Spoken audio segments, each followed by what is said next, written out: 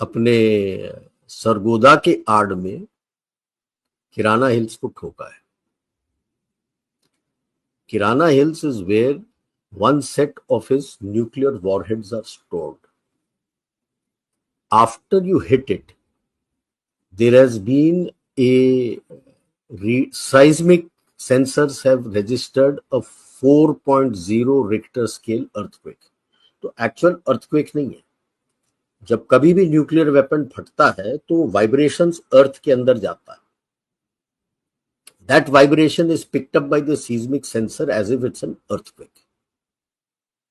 तो it is not a nuclear explosion per se. Nuclear explosion के लिए जैसे यूरेनियम है यूज करते हैं या प्लूटोनियम, यूरेनियम है तो मिनिमम 10-12 किलो का होता है, तो आप जो फिसाइल मटेरियल है उसको मिनिमम दो हिस्सों में रखते हैं, because 10-12 kilos is what is known as critical मास।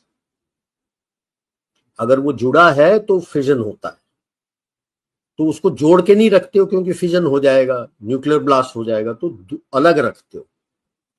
अब जिस केस के अंदर इनको अलग रखा है उसके बाहर आपका स्पेशल एक्सप्लोजिव्स होता है which propels these two masses to join together, attain critical mass and a nuclear explosion takes place.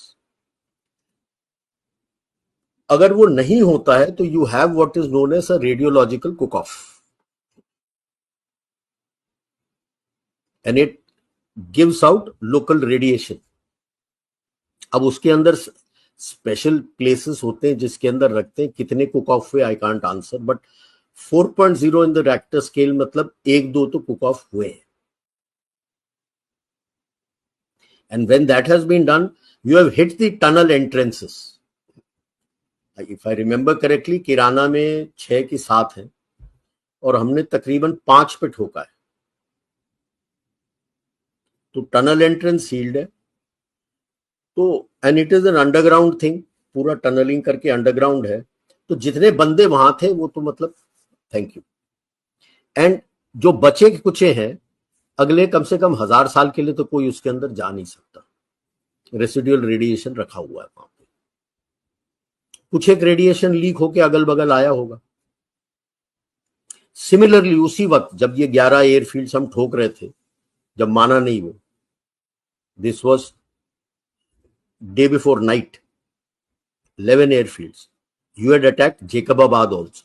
Again, Jacobabad airfield is very close to the Chagai airfields. Why is Jacobabad home for F-16s? Because at that point in time, before he modified his Mirages, F-16 were the one which were nuclear capable, which could carry these nuclear weapons. And Chagai Hills के अंदर एक हिल है which is where the another storage is there. You hit that also. And this time on the Richter scale, it was 5.7. Okay. और अभी थोड़ी देर पहले confirmation आया है कि यूएस के nuclear reconnaissance aircraft were flying after this earthquake hua, immediately they were flying over, and this is all happening between 11 o'clock in the night and 4 o'clock in the morning. When you rendered his 11 airfields useless, destroyed everything. Air dominance मतलब ये है, air dominance, मजाक है sir, total bloody air dominance, गलत बात है, ऐसे थोड़ी करते हैं किसी के ऊपर, ठीक है। एंड देन एक तो Israelis are thrilled, Russians are thrilled, चीनियों की हवा गुल हो गई, यूएस की हवा गुल हो गई, बिकॉज यूएस के प्रोटेक्शन सिस्टम्स चगाई हिल पे लगे हुए, दे हैव फेल्ड।